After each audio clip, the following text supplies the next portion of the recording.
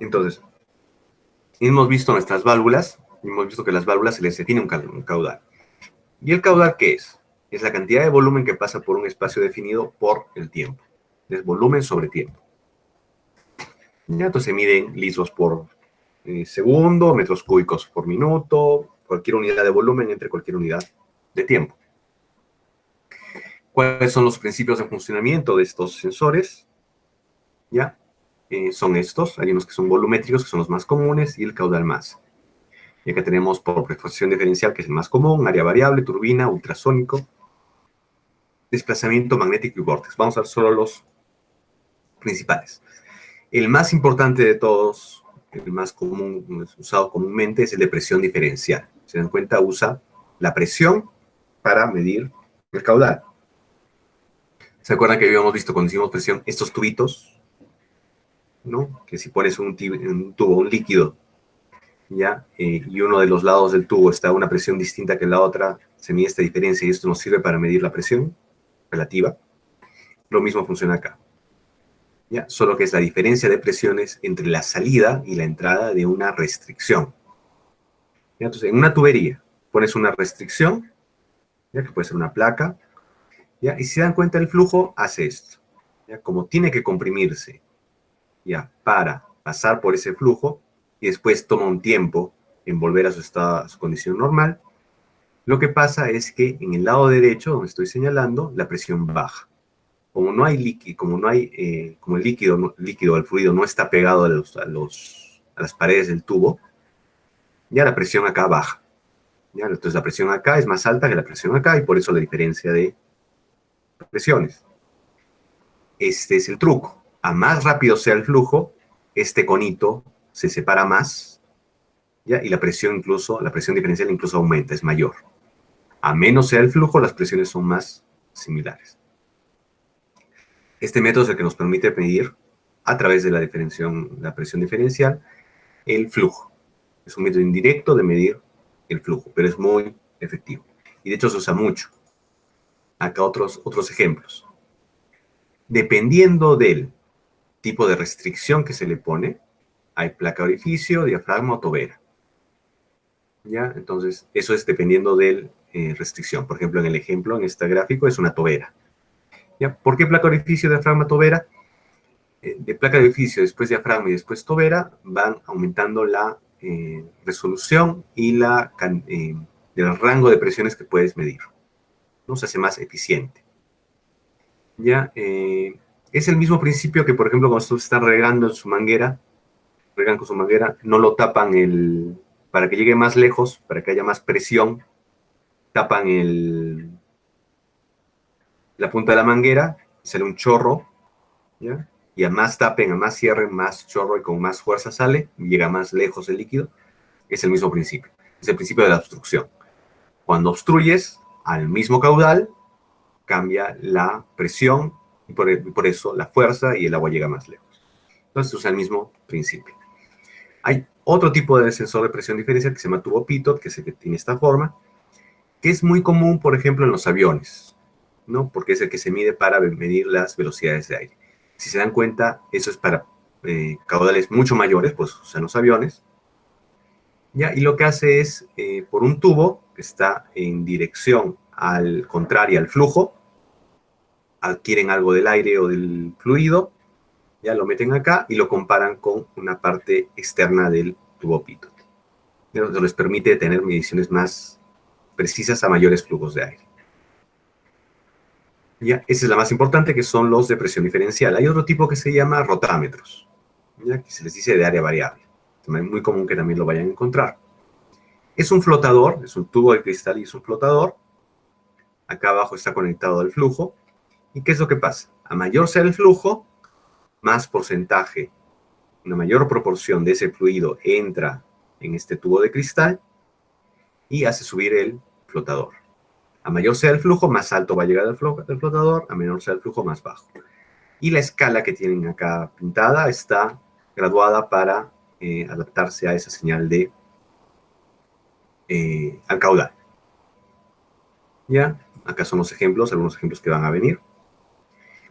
Este lo voy a obviar Bueno, no lo voy a obviar, pero por ejemplo, si quieren medir caudales en canales o en ríos, ¿qué es lo que hacen? Usan lo que se llaman vertederos y venturis, y uno de ese tipo de vertederos se llama canal Parsec. Esto lo van a ver mucho, es el más común. ¿Dónde lo van a ver? Cuando van a irrigaciones, van a ver este tipo de restricciones, o incluso cuando van a algunos ríos que están controlados, van a ver este tipo de construcciones. Son construcciones de cemento, deriva una parte del río a un lado, ya, todo hecho en cemento, todo medido, y a un lado de este canal tienen un tanque vertical también de cemento.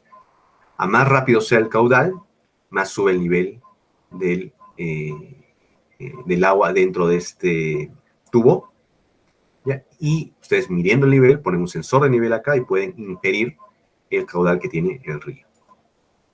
Otro tipo es la medición de turbina. Ponen una turbina dentro de una tubería, ¿ya? Y a más rápido de vueltas la turbina, es que es mayor el flujo. Entonces está en relación a ellos. Son los medidores tipo turbina. Un medidor, otro tipo de medidor es el volumétrico o ultrasónico, ¿ya? Y lo que hace es este principio, ¿ya? Transmite, lo ponen, generalmente se pone afuera como acá, ¿ya? Acá también podría estar afuera, ¿ya? Y emite 1 o 2 haces de ultrasonido, ¿ya? Y dependiendo de lo que demore en llegar el haz, ¿ya? Eso es un indicador del caudal. ¿Por qué? Porque dentro del caudal hay, como se ve acá, burbujitas de agua, de aire. ¿Ya? Entonces, como las burbujas de aire tienen una velocidad de conducción del sonido distinta a la conducción del agua, entonces esa diferencia se puede calcular y se puede medir. ¿Ya? Y es por eso en realidad que se usan, como ven en el gráfico, dos haces. Hay un haz que trata de medir siempre la superficie. ¿Ya? Acá ven cómo varía la superficie del líquido. De ahí saca un cálculo. Y hay otro diagonal, ¿ya? Que te permite medir solo una parte de ese reflejo. Se dan cuenta solo la parte reflejada. ¿Ya? Entonces se usa algoritmos en cálculo electrónico para hacer este sistema. Por lo mismo que se usan algoritmos y se usan emisores de ultrasonido, este sistema es más caro, pero tiene una ventaja. Como lo puedes poner afuera de la tubería, no tienes que abrir la tubería para poner el sensor, ya como en este caso, por ejemplo. Si quieres hacer esto, por eso está bridado, tendrías que abrir la tubería, cortarla con un soplete, soldarle una brida a esa tubería y bridarlo, ¿no? Entonces, chambón. Ya lo mismo para esto. Salvo que de entrada, cuando construyes tu planta, ya hayas puesto estos sensores, que es lo que se hace, te convendría más. Si tienes que poner un nuevo sensor, como poner un sensor ultrasónico, ¿ya? Porque no tienes que intervenir en la entrada. Ya, no vamos a ver, hay otro sensor, este señor es Michael Faraday, ya, que es el que hizo los principios de magnetismo. Ya, si alguien es responsable de la vida moderna que llevan ustedes, del celular que tienen en el bolsillo, del teléfono que usan para marcar, de la televisión que tienen delante, es este señor. Solo por eso lo pongo. Ya, y los principios que él descubrió se usan para los medidores de nivel de caudal, de nivel con el principio magnético de funcionamiento. ¿Y qué es lo que hacen? Tuberías que tienen que ser metálicas, esa es la dificultad. Pones dos magnetos, lo que hace que se genere un campo, y luego pones un medidor del campo magnético. A mayor sea el flujo, y ese campo va a variar en agua, o si el agua porque tiene minerales disueltos, ese flujo va a variar, ¿ya? Y pueden medirlo para obtener un resultado. Ventaja de la conversión es directamente a algo eléctrico, ¿ya? Y también se puede poner externamente. Al igual que el medidor ultrasónico, ¿ya? Lo pueden poner externamente. Desventaja, necesitas que la tubería sea metálica, ¿ya? Para los que son desplazamiento positivo, volumétricos, estos sensores se usan para desplazamientos muy pequeños. ¿Ya? Por ejemplo, cuando se trabaja con elaboración de medicinas o de fármacos, ya los flujos de dosificación, se llama dosificación, son muy pequeños y tienes que medirlos. Entonces no los puedes medir con los otros porque, por ejemplo, acá, de presión diferencial solo trabaja con flujos grandes. Flujos muy pequeños, la presión diferencial va a ser tan pequeña que no se va a notar. ¿Ya? Entonces, para flujos pequeños se usan este tipo de medidores. Desplazamiento positivo. Puede ser disco oscilante, si se dan cuenta, es un disco que está oscilando. Puede ser pistón oscilante, que también es así. O puede ser este rotativo. ¿Ya? ¿Por qué este sirve para mediciones pequeñas? Porque incluso un pequeño desplazamiento del agua, o sea, que casi se mueva con las justas, ya va a crear una rotación en estos circuitos. ¿Ya? El único momento que no se rotan es cuando no hay ningún movimiento. Entonces puede medir niveles casi de cero. ¿Ya? Estos de pistón oscilante o de disco oscilante.